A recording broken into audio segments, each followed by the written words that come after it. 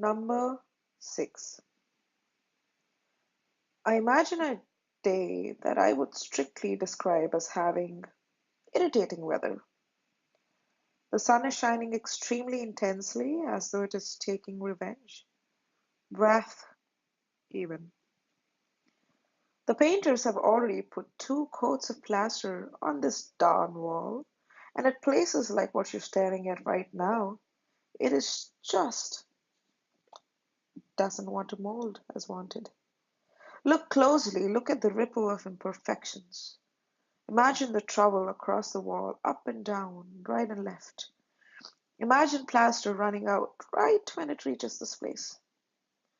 The scrape looks so artfully beautiful, not aesthetically, but more like a stir a lot of thoughts kind of beautiful, that it almost feels intentional. In a literal sense, the top scrape looks like a nail, the border projected onto the wall with plaster. The bottom splotch looks amoebic, almost too wibbly wobbly to relate it to anything literal other than jelly. Now imagine a hurried morning, stressed set of design students, coffee cups in their hands, iteration models in another. I imagine them rushing into class with seemingly heavy models, and that's when it happened. A finite yet infinite set of events that took place in the entire universe led to this simple moment. Like the butterfly effect. They were carrying their models into class.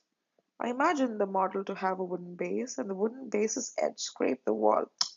Careful! Hours after the critique ends, the 2 students carrying the model come back to look at the damage they've done. Around lunchtime, yeah. Art students analyze everything. Depth, length, it just looks like a bowl with a lot of depth, the food. It's not about what's on top, no, it's like liquid with things in it. You don't even know what's underneath. You start eating and start realizing the best part is yet to come. And you just find new treasures along the way.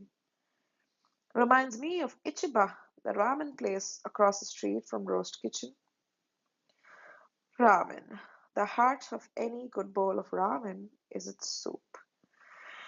Ramen starts with a thick pork broth made from pork leg. The chef emphasizes that they use pork leg as it is the richest part and contains the most bone marrow, which gives off that distinct flavor. The whole leg is crushed and boiled for 2.5 hours and is kept hot throughout the day as to not lose any flavor. Ramen noodles are made of just 3 ingredients: flour, salt, and mineral water. No egg is added in the mix as it will just affect the taste of the soup. Chef also says that it is important that the noodles are freshly made and not overcooked. Since they absorb liquids, they can get all soggy when left too submerged in the hot pork broth. There are only 4 toppings you should find in your ramen: half of a soft boiled egg, pork slices, bamboo shoots, and freshly chopped leeks. The first 3 are cooked separately, while the pork slices and the bamboo shoots are cooked with a little soy sauce. None of these toppings should interfere with the taste of the soup and should instead complement it. Finally, the chef tells us that every bowl of ramen is served with an equal amount of noodles and soup. Given the Japanese tradition of eating quickly and how ramen noodles can become soggy as they cool, the soup and the noodles are meant to be eaten together.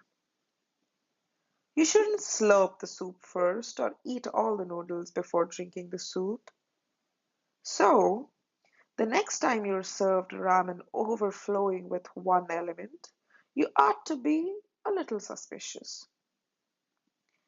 Now, contemplate this over a cup of coffee.